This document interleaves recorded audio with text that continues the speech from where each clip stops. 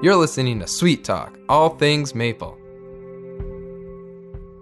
Welcome to Sweet Talk, all things maple. I'm Adam Wild, co-director of the Cornell Maple Program and director of the Clyne Maple Research Forest in Lake Placid, New York.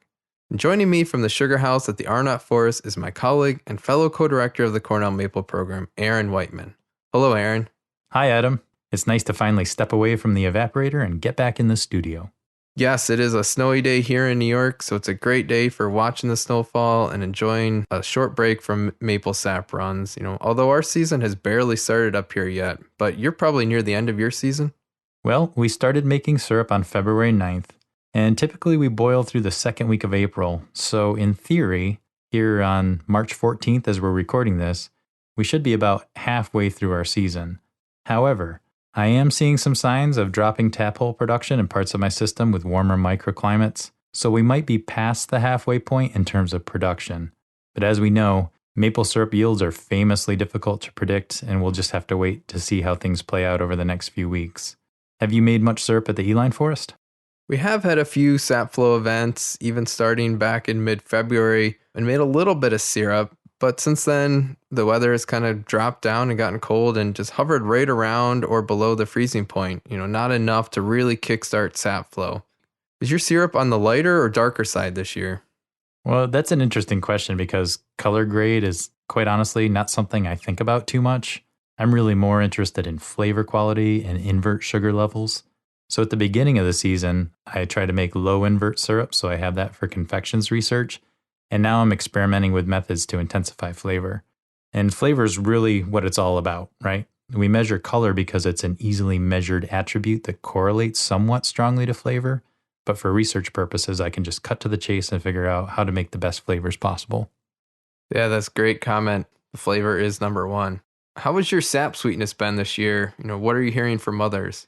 Well, our sap sugar content, as you know, it's always a little bit low at the Arnott Forest. So we've been hovering around 1.8, 1.9, which is about average for us. So I'm not complaining, and I'm not hearing complaints from other people in the region, at least in western and central New York, about their sap sugar content. So I think it's okay this year, but I haven't really heard a lot of commentary on that. So I think we'll see in the post-mortem after the season's over.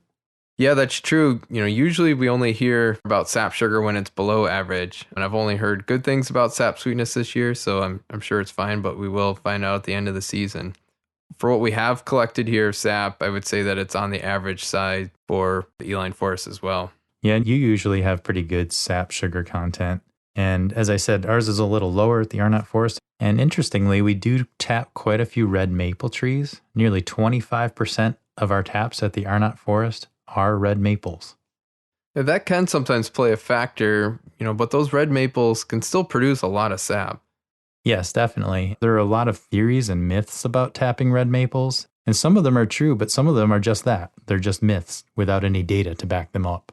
Yes, there is a lot of unclear information on red maples, but our colleague Dr. Abby Vandenberg at the University of Vermont has been doing some great research the past few years to either support or debunk those myths around tapping red maples. Recently, I had the chance to sit down with Dr. Vandenberg to discuss her research. Dr. Vandenberg is always providing great data to back up the many questions we have in the maple industry, and I'm excited to hear what she shared with you.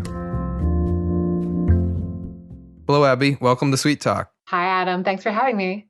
Glad to have you back on for another episode here. And today I wanted to ask you a little bit more about your research that you've done recently, looking at the difference between tapping red maple and sugar maple. So historically, people have kind of been a little biased against red maple and sometimes even not tapping them at all and walking past to only tap sugar maple. So I want to start out asking you kind of why have people been biased against red maple? Yeah, it's a really good question. I think some of those lingering biases result from sometimes it's past experience and sometimes it's just things that aren't relevant with modern collection practices. So some of the reasons why producers might have been a little bit reluctant to tap them is because of some experience predominantly with bucket collection. There is at least a perceived tendency for red maples to have a lower sap sugar content. And while, we can talk later about whether that's true or not, But because of that, and especially with previous production practices without the use of reverse osmosis, that lower sap sugar content could actually make a pretty significant dent in the economics of transforming that sap into syrup. So if there is lower sap sugar content, that's a really good reason to actually walk past it with a bucket if you don't have RO. But of course, that's not so relevant currently because of the use of reverse osmosis. That lower sap sugar content shouldn't really have an impact at all. So I think that some of that kind of translated into a perception that they have lower overall yields sort of across the season in total syrup. And then some other reasons that people are maybe a little bit or seem to have some reluctance is that perception of lower yields, that's one. And then the idea that they might stop running earlier or develop late season off flavor earlier. And of course, there seems to be some perception that they might have an inferior flavor to the syrup. So there's kind of all of these things factoring in, and many of them, there's just no data whatsoever. And some of them, where there is a little bit of data, just aren't so relevant with modern collection practices. That's interesting that you mentioned, these are perceived kind of factors and that, there really isn't that data out there, right? And so that's why it was important for you to go out there and collect some of this research data. Right. And especially not a lot of data with modern collection practices. So like under vacuum conditions, like good vacuum conditions with good sanitation, that data just wasn't there. Are there a lot of red maples out there kind of in quote unquote the maple belt where most maple production happens? Is it worthwhile to look into this, I guess? Are we missing out on a lot of trees by not tapping red maples? Yeah, I mean, it really depends on the site, but, throughout the maple belt, the broader maple belt particularly, there are quite a few red maples that are available to tap or untapped in sugar bushes. Again, kind of depending on the site. Sometimes you just don't have it, but a lot of sugar bushes really do have them, or a lot of areas adjacent to current sugar bushes may have them. So a study done by your predecessor, Dr. Mike Farrell, a few years ago, really identified using FIA data the untapped potential both in sugar and red maple. And, it clearly in that study shows that especially in particular areas of the maple belt, there are enormous numbers of red maple available to be tapped. And that because red maple also has a pretty big geographic range and it can grow and compete successfully on a large number of site conditions and a wide range of sort of climate conditions, we find red maples more and more prevalent in places sort of in the more southern reaches of the maple production area. So places like North Carolina and West Virginia, Kentucky, Ohio, so there are a lot of red maples, especially as we go toward the outer edges of the maple region. At the Proctor Maple Research Center, have you been tapping red maples as part of your, general collection system, or has that been avoided there historically? We have, for as long as I've been here, we've tapped red maples without another thought. We do keep an inventory of that, but it's just a practice that has, at least for my time here, which is now kind of long, we've just always done it. How about you at the E-Lines?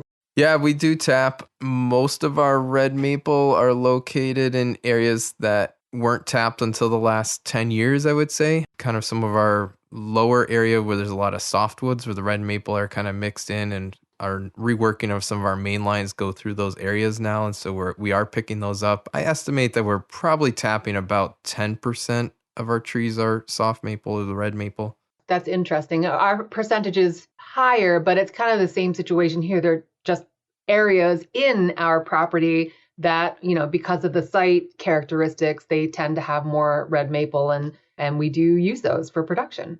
I think it's important to note here for those who, I guess, aren't familiar with red maple and that their leaves are not red. I know I grew up learning that the maple tree out in front of our house was a red maple. And then when I went off to college and took dendrology class in my first lab, learned that red maple tree was actually a cultivar of a Norway maple, the Crimson King, and that a red maple actually has green leaves in the summertime, right?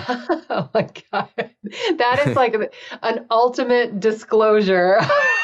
I love that. Yeah, I mean, I'll admit that. So I quickly had to learn, and I think Most people may know that red maples don't actually have red leaves, but they do have red leaves in the fall time, right? Right. Almost always. They have a very prominent red coloration in the fall, a little bit more consistently than sugar maple, which tends to have a more variable display of colors, let's say. But lots of parts of red maples are often red, like the bud scales. We often see red petioles. There's lots of red in their samaras on their fruit. So it's a pretty aptly named species, in my opinion. Yeah, no, it definitely is fitting once you learn more about the tree. So, and I think it's also important to note that some people call them soft maples because the wood is softer. So if you're a forester or a woodworker, you may call it a soft maple. So just getting some of that clarification out of the way. Right. So going back to thinking about tapping red maples, are there benefits of actually tapping a red maple of any characteristics beyond what a sugar maple may have?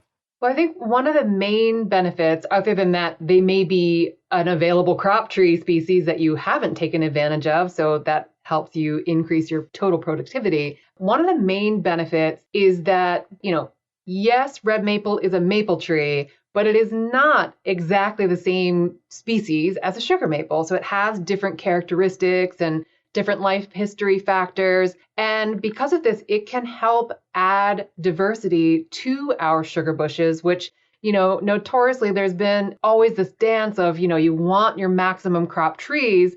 But of course, when we gear more and more towards a single species, it really puts our forest at risk for lots of factors like diseases and pests and even other stress events and windstorms and things like that. So by having red maple as a crop tree, it helps increase the diversity of our stands and gives them some resilience to some of these stresses like insects and diseases, while still contributing to our overall production in terms of our maple operation. So that is one of the big ones. And then, of course, the other sort of longer term benefit is that because red maples are these super adaptable trees, and they can grow on a wide range of sites and that wide range of climate conditions, they are predicted to fare pretty well in the face of our changing climate. As our climates warm and get more variable and unpredictable, red maples are predicted to increase in prevalence throughout the maple producing region. So, they will become more and more of an important part of maple production in the future. So to debunk some of those myths, you actually looked at maple sap characteristics from red maple and sugar maple. So you actually went out there and tapped separate individual maple trees, individual sugar maple trees and individual red maple trees under vacuum to look at those different characteristics. And so was there a difference in the amount of sugar within the sap? Well, that's a very good question. So like you said, the first study that we did was just to determine, okay, like what are the overall total yields from red maple trees if we're using good levels of vacuum, good sanitation like that. So to do that, we looked at the sap production from individual red and sugar maple trees in the same stand across 2 years. So we had a lot of data on individual trees, everywhere from 9 up to 19 inches. And although there was a difference in the sap sugar concentration between the reds and the sugars in that stand, on average, it wasn't as big as we might think. But the average difference in sap sugar content between all the trees, and again, that's a lot of, it's basically 80 individual trees, 40 and 40. It was closer to between 0.2 and 0.4 percentage points difference across the season on average for all those trees. And, there were some red maples that had very high concentrations and some that had low, but generally speaking, they were consistently lower than sugars, but not by this like enormous amount, not by like 2% or anything like that. Yeah, so if your sugar maple were say 2%, the red maple were somewhere like maybe around 1.8. 1.8. Yeah, or 1.6. Yep. Well, a little difference there, especially if you're boiling on an open fire or something like that. But with a reverse osmosis, that's not a huge difference. Right. And of course, the key factor here is that we were looking at the total yield. So we were looking at how much sap was produced and its sap sugar concentration, to quantify the total syrup we would have made with the reds and the sugars in that study. And what we found was that the total syrup yields from the reds and sugar maples were not different from one another at all. So essentially, the red maples produced more total volume of sap with a little less sugar, but when you boil it down into maple syrup, it was the same. That's right. So in this study, the reds were producing a slightly higher volume of sap at a slightly lower sap sugar concentration than the sugar maples. And in the end, it would boil down to the same amount of actual syrup produced. That's really interesting to hear. So that kind of debunks that first myth that they can produce the same amount of syrup as a sugar maple. Was there a difference in the size of the trees? Did, the 9-inch trees very different from a 16-inch diameter tree? That's a really good question. Not in a way that was different between the two species. So basically, you see the same thing with reds as you do with sugars. The bigger the tree, the more sap is produced. So you see that pattern of it increasing sap and sugar production with increasing diameter. And I should mention that all the trees in this study were, healthy. They had canopies that were codominant or dominant. So, they're pretty robust trees. So they're not like little pipsqueaks that are suppressed in the understory or anything like that. So that's something important to note. Do you think the vacuum played a factor there? So if you didn't have vacuum, would the red maple produce less sap than a sugar maple that also was not on vacuum? Since I didn't look at these on gravity, I can't answer that question. Physiologically speaking, I don't really have a reason to say that there's any reason that they would behave differently on a gravity collection system versus a vacuum collection system. But since I only did the study under vacuum, that's really the only question I can answer. I do hear lots of producers say they produce less on buckets than sugar maple, et cetera, but and I completely, I'm always open to hearing experiences of producers for sure. It's where we get like some of our best leads and our best information, but just an observation like that without a controlled study, the sugar maple that's right next to it, that's exactly the same size and exactly, tapped in exactly the same way with repetition. Until we do that, we really can't say that there's a difference there. So that study would really need to be done. That was a long way of saying, I don't know. Appreciate the honest answer, and that's good to hear. But it's great that, with vacuum, they are producing equal amounts. So what about throughout the season? Is the red maple producing more sap in the beginning of the season, but not as much later in the season than the sugar maple, or vice versa? Did you see any difference through the season? Yeah, that was one of the coolest things that we were able to see in the study, is that the two species mirrored one another in their production. So they followed the same patterns in terms of their productivity. The reds and the sugars did the same thing. So, they're ramping up slowly with those little freeze thaws. And then on days where it was a big run for sugar maple, it was a big run for red maple, and vice versa. So the patterns of production really mirrored each other across the season, including when the two species kind of stopped their sap flow. In our study, in the same stand, the two species stopped running at the same time. That's one of those myths that red maples kind of bud out earlier, and so that sap flow could end sooner, right? Exactly. And actually, the truth is that it is really the floral buds that we see on the red maples swelling first. And if we really dig down into the literature and actually watch them, sugar maples are a little earlier with their leaf buds than red maples are. It's kind of cool like that. Huh, interesting. And that's a fun random fact that probably is meaningless in this, but it's something to know. I love those fun facts. Is the leaf buds the one that are contributing more of the quote unquote buddiness into the, late season syrup? Yeah, that's why I said it's kind of a meaningless fact, because we don't know the answer to that question. We have these, terms like called buddy and things like that, because we do see changes, of course, in the way that sap flows and in the flavor that are associated with the development of buds and the exiting of dormancy.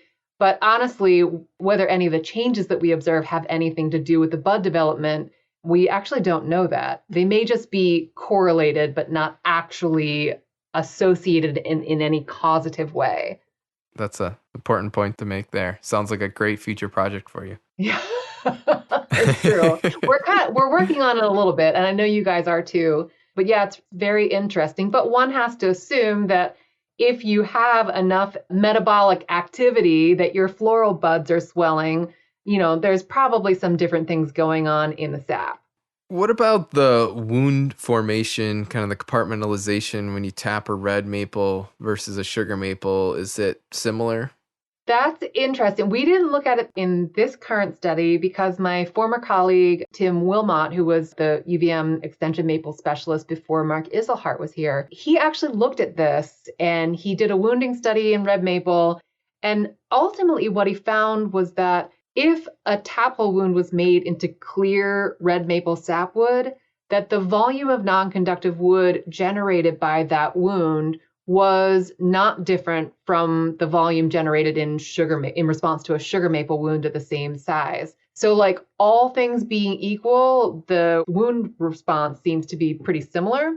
However, because red maple, it's a soft maple, so it does tend to be a little bit breaky. Red maples can have a good bit of pre-existing non-conductive wood, like from branch scars and things like that. So the chances of hitting some pre-existing non-conductive wood in a red maple could be higher than a sugar maple of the same size in the same situation. And when we encounter, basically when our drill bit encounters an area of already existing non-conductive wood, the compartmentalization of that new wound can be a little bit less robust. And so that ends up having more non-conductive wood.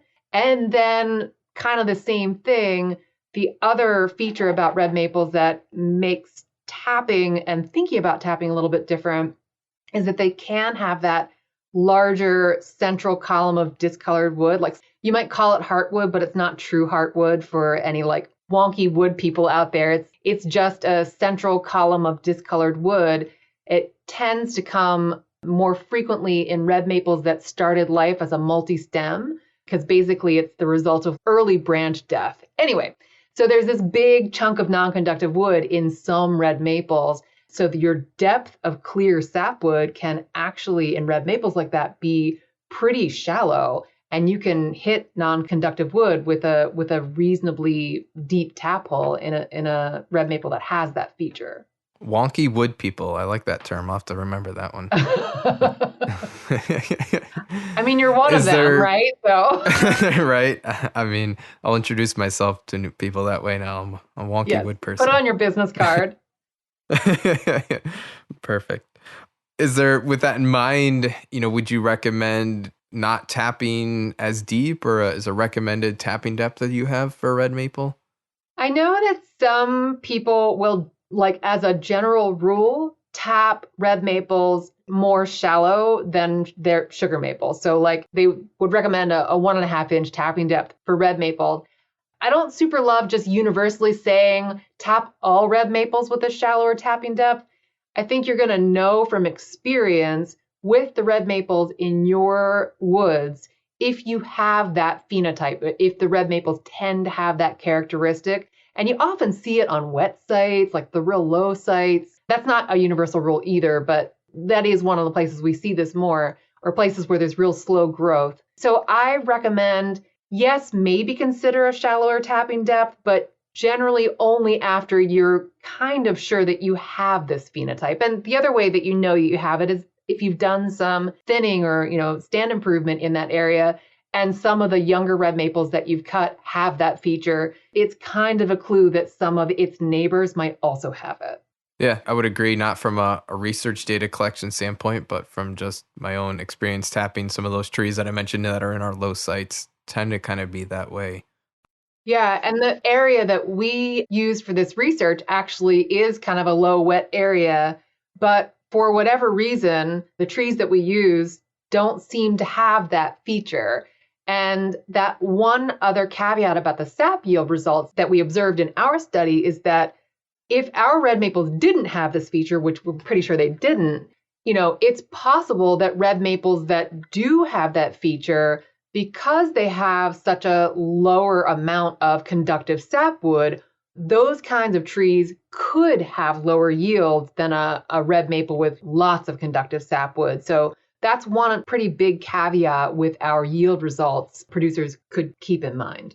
Another question kind of along that line a little bit, and I've gotten this question before, and I'm sure you have, is, so red maple, when they're younger, can have, not always, but have smoother and thinner bark. And so sometimes when you tap those trees, you'll see cracks that form vertically above and below that tap hole in the bark. Is there any damage that's causing beyond just that tap hole? Oh, I wish I could take credit for this, but that was actually part of the genius of Tim Wilmot's previous study. One of the things he really wanted to look at was what's going on underneath those lengthy cracks that can happen that really look kind of, like they look bad, They do. So he dissected a number of red maples that had that long crack following the tap hole wound, and he found that they were superficial. So it did not translate. They were just in the outer bark and didn't translate into any damage in the actual interior, the sapwood of the tree. Good. That's great to hear. That's a win for red maple. Worth tapping them. Oh, yeah, totally. So let's get into thinking about flavor of actual finished syrup. So you wanted to look at that. That's an important factor, right? And so how did you look at that? It's a little bit more complicated than just cook some down on a stovetop, right? Yeah, right. Well, yeah, it's one thing, when we finish the yield study, it's like, okay, it's one thing to say that they have the same yields as sugar maple, but if they did start making buddy flavored syrup like 2 weeks before the sugar maple, then those yield numbers actually wouldn't be equal, right? Because you wouldn't be making the same amount of grade A maple syrup. So it was really important to take a look at that. And yeah, you're right. In order to really understand what the flavor of syrup is in a meaningful way relative to commercial maple production, we needed to do that on a pretty big scale. And so to do that, we found about 500 individual red and sugar maple trees growing in the same stand, so co-located across the Proctor Center here, and set them up on separate tubing systems, but with the same vacuum pump, collected them separately, and then we used our maple processing research facility here, which has the identical evaporators that allows us to process different types of sap under identical conditions. And so what we did in this case, once we had our separate red and sugar maple sap for each run, we would concentrate it to the same sap concentration, again, because that's pretty important. If there is a difference in the sap sugar concentration between the two species, if we just used raw sap, that would change the length of time that the sap was in the evaporator to make syrup and could really make things different just because of the different sugar concentration. So we concentrated the sap to 8%, and then we processed that sap separately in identical evaporators with all the same conditions, collected it separately. So we have syrup made from pure red maple sap and pure sugar maple sap. And then after the season was over, we did sensory evaluation experiments to see, is there an overall difference in the flavor of those two syrups made with everything identical except one was red maple and one was sugar maple. That's a lot of work, and so thank you for doing that. It's no joke. It is really it sounds so simple, but it is. It does sound simple, but it's keeping that all separate, and you have to have those identical boilers, and it has to be sap from that same time period, right? It can't just be I'll do one day and the other another day, because that could be different flavor, right? Right. And once one thing goes wrong with one thing, you're completely done with every bit of that sap that you collected. And God help you if it's something that affected the sweet that was in the pans, because then that's ruined too. So it's high stakes, man. It's really, I'm happy not to be doing one of those experiments this year. You need a year off. Yeah, I'm sure. And you're re-sweetening the pan every day you do that, right? Like you're starting with a clean evaporator. In this experiment, no. In this experiment, we keep the same sweet. So it's a perfect representation of what happens in a sugar house, but it's not like a perfectly independent trial. So with statistics, we have to be a little bit careful. But from a maple production standpoint, it's actually perfectly replicates what happens in a real maple operation across the season. Okay. And did you do this anytime you had, a sap run that was worth boiling, or did you only do it a select number of times throughout the season? Yeah, we ended up doing it a select number of times that ends up being the number of times we had enough sap volume to get enough concentrate volume to run the experiment because you can't just like get a tiny little bit of concentrate, turn on the evaporators for 3 seconds and then call it a day. You need to be able to know that you're going to make syrup out of that. So we ended up doing it 4 times across the season. And actually, there are, of course, some days where something goes wrong and you miss it because of that. So there were some mulligans in there also. But so we ended up doing it 4 times across the season. And fortunately for us, we were able to get a lot of that end of season where we really have those questions about, is there a difference in late season off flavor? It's one of the bigger questions. We kind of probably don't care as much if there's some kind of difference between the two, as long as they taste good. The real question is like, is somehow that late season off flavor coming in earlier in the red maple than it is in the sugar maple? Yeah, so you set up a sensory panel where you did a blind tasting of this, right? And how did that turn out for you? Yeah, the way that we do it, we do what's called a triangle test, which basically allows us for, say, a pair of samples, like the pair of syrup samples we produced on a particular day with red and sugar maple.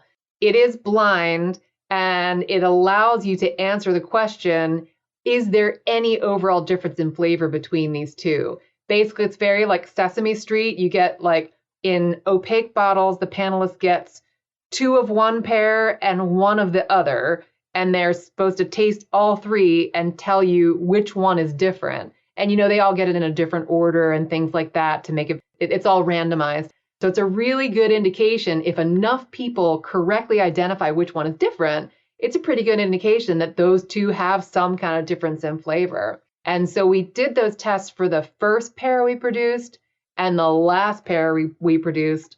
And the last pair, literally, I was producing the day after the peepers are peeping. Like it's hot, it's nasty, like things are getting really gross and late season for sure.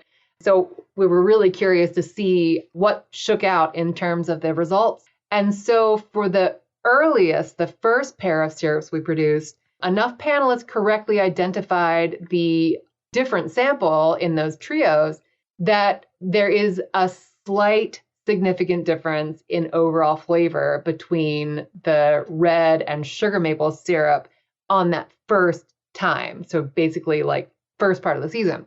But there was no significant difference in the flavor of the syrups produced on that last date. And that was actually key.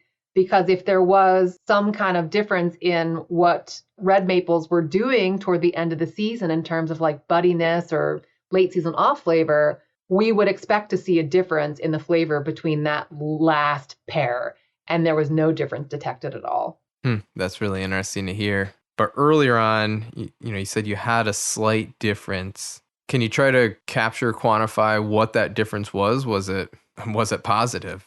Right. Actually, right now, we don't know what it was or whether it was preferred or not preferred because we haven't run any of those tests. We only have the tests to say there was a slight difference there.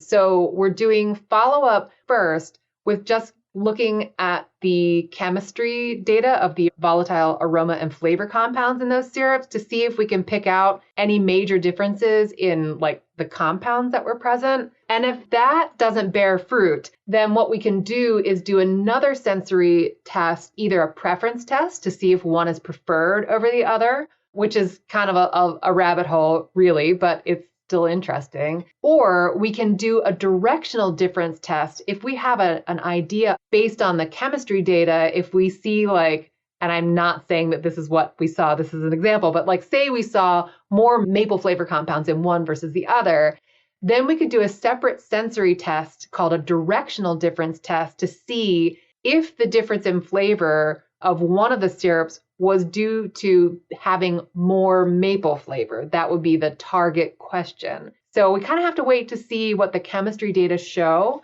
to direct those tests. But honestly, there was only one additional correct response over the number needed for there to be a barely significant difference. So it is a difference, but it is a very small difference. Let's say probably very, very subtle. So you're doing this very scientifically. This isn't just having a beer with friends, sampling some syrup, right? Yeah, no, for sure. Because basically, I'm the sugar maker making this syrup. I had lots of observations in the sugar house, and I can rely on almost none of them for the science, right? I could tell you all sorts of things, but they're essentially meaningless from a scientific perspective because they weren't controlled. They're just my impressions during the sugar making process. I have to wait for all of these other people to scientifically taste the syrup to really get an idea of what was going on. Yeah, to truly debunk myths, that's how it needs to be done. But with that said, are you willing to objectively share what you think, in your personal opinion, the difference in flavor was between that early season red and sugar maple syrup? Honestly, so from my subjective impression in that first sample, it is very difficult to articulate what the difference is. I don't have the words for it. It's so subtle. There's no particular flavor that seems to be more pronounced in one versus the other. It's just like a subtle difference that is very hard to name. However, I'm currently getting trained as a descriptive sensory panelist. So maybe when I'm finished that training, I will have a better answer for that question. Yeah, but it's safe to say that it's not a negative difference. They're just... Oh, gosh, no. Every batch of syrup every day is different. That doesn't mean that one's bad over the other. They're just different. That's right. That's right. And that I can say that, the panelists that do the difference testing, they are allowed to write comments about any of the syrups that they taste. And they don't have to, but, they can if they want to. And there were many volunteered comments about how good the syrup flavor was. And that was for both types of syrup, both the red maple and the sugar maple. So it was some pretty tasty syrup, according to these panelists. And according to me, I thought it was some very, very good syrup, both types. The difference there is hard to name, and it is very subtle. We'll give you a blue ribbon. Well, thanks. And yeah, you should come over to the Proctor Center next time, and you can taste it. Yeah, I do need to go try some of that syrup. So you're still at this point, you mentioned you're looking at the different compounds, so you don't have any results to share on differences between the sap and syrup of red versus sugar maple. Right. The chemistry data is ongoing at the moment. So we expect to have more data on that fairly soon. This is part of an ACER Access and Development grant that was awarded to the University of Vermont. So we have a few of the outputs for that remaining to do, including an informative video about tapping red maple, everything from the yields to, some of the best practices that we talked about to the flavor.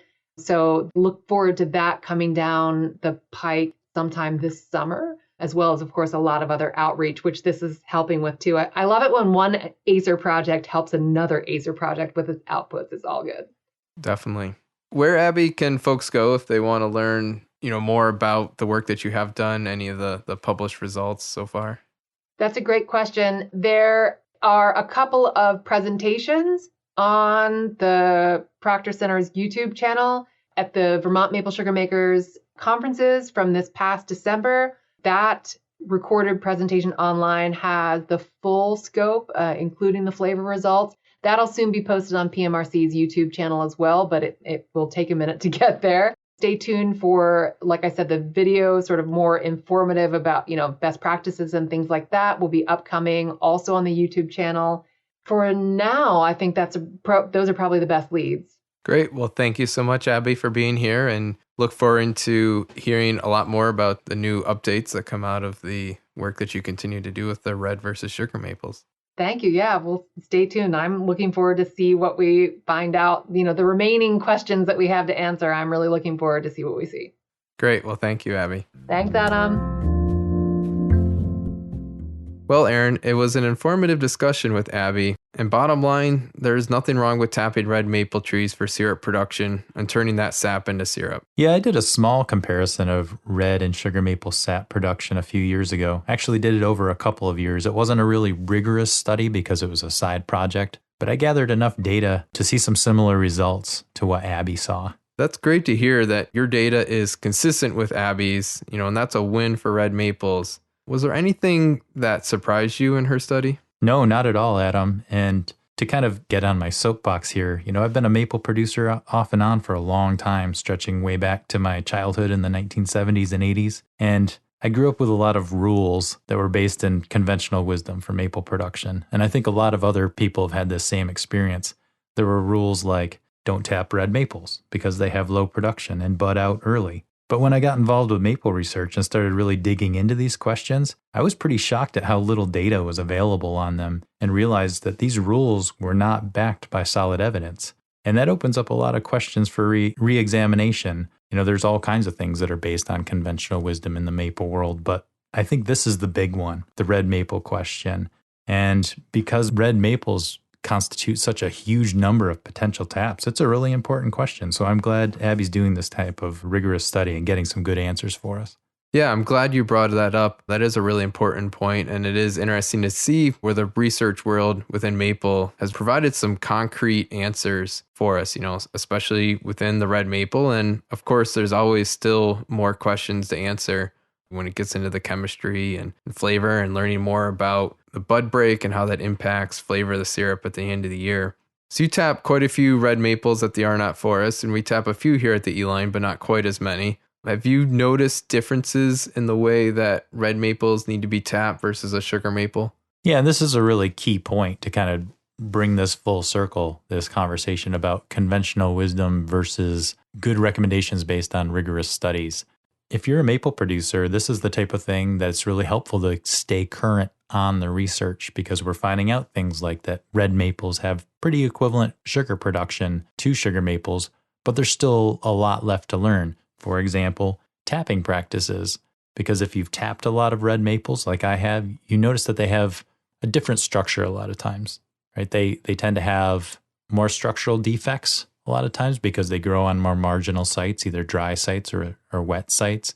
And you might have to modify your tapping practices a little bit. And this is something we really do need to study more rigorously. But I've found that, especially in wet sites, you tend to have more hollowness. So a shallower tap hole depth might be warranted there.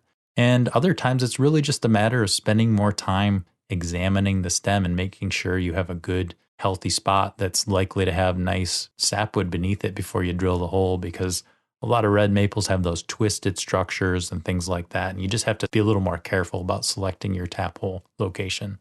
Yeah, I would agree. Where the red maples that we have within our forest tend to be in those more marginal sites, and they're structurally not the best trees, but they still tend to be great producers. We just have to be careful when tapping them. I've found red maples that have been vacuum leaks because it's into a cavity and there's a split lower down where it can hear the air hissing through. Those are always fun to kind of come across in the woods, but obviously not great for a vacuum production system. Yeah, I've had the similar experience of tapping and having those vacuum leaks, but at the same time, in my study, the red maples I tapped for that were pretty ugly. They weren't the best trees at all. They had partial crown death in some trees, and they were growing in swampy areas. One was hollow, and their sugar content was somewhat low, but they actually outperformed the sugar maples just because they put out such a great sap volume, so much more sap. So it's really interesting to see how all these different variables play out. Yeah, so it's something that we'll need to keep monitoring over time. And there's lots of areas for new research and we keep working on. And one is, Abby mentioned that we don't know what actually impacts the buddy flavor of syrup, right? That, we know that it happens around the time of year that buds are opening, but it could be something totally different, right? Yeah, isn't it funny how that got kind of built into our conventional wisdom? But we have the tools now, I think, with the different types of equipment that we can do quick chemical analysis with to start answering some of those questions. So hopefully we'll understand that a little better in the future, but I think we're a ways from knowing the answer to that question yet. So in the meantime, a lot of the work we're doing at the Arnott Forest in our experimental kitchen is trying to find good uses for buddy syrup that we make. And I think when we bring up buddy syrup, which, it is kind of funny to think about that it may have nothing to do with the buds, but There's also a large kind of parameters of flavors, right, with buddy syrup. But I know you've been doing a little bit of research down at the Arnott Forest. Try to kind of classify that a little more. Right. We kind of lump everything under the placeholder label of buddy at the end of the season once it starts to take on that kind of chocolatey Tootsie Roll flavor of early buddiness, as we name it. But it's not really necessarily all the same phenomena causing all these different flavors, but there is a huge range. And that would indicate that if we're going to use this stuff, if we make it, that we probably have to figure out what the different flavor profiles are. So we've done some sensory analysis with the sensory program at Cornell, and we've actually created a flavor wheel for buddy flavors. And that's something that we'll be distributing soon. Yeah, that's really neat because there's buddy syrup I've had that tastes great. You know, I would cook with it and use it for a lot of different food products. But then there's also kind of that late buddy syrup that's gotten some real kind of late season funk to it, to kind of put it in a blunt way. So it is a big variation, and it's important to be able to classify that out a little bit more. Yeah, and to think outside of the box and instead think, what can I do with this that's valuable? Yeah, that's a really important point. Kind of wrapping this all up and thinking about everything, it just emphasizes that we really need to look more at the research and the good data and information and literature that's out there, and not just going on some of these anecdotes, but, you know, going towards the Maple News or the new Maple Syrup Producers Manual, the Maple Digest as well, are great resources to point towards for information, and not just going by, you know, kind of the myths and anecdotes that we've heard for many generations. Yeah, we're definitely in a phase where we're learning a lot with research right now. We're growing this industry and really starting to tap into the potential for tree sap products. So we'll have a lot of things to discuss in future episodes, and hopefully we'll have some more interesting questions like this where we can kind of dispel the myths. I look forward to talking about this more on future episodes of Sweet Talk.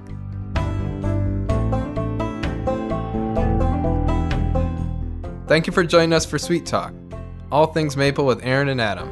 Sweet Talk is produced by the Cornell Maple Program and is made possible from funding from the USDA National Institute of Food and Agriculture. All music was obtained from Blue Dot Sessions. For more information on all things maple, visit cornellmaple.com. Join us next time for more Maple Sweet Talk. Have a sweet day.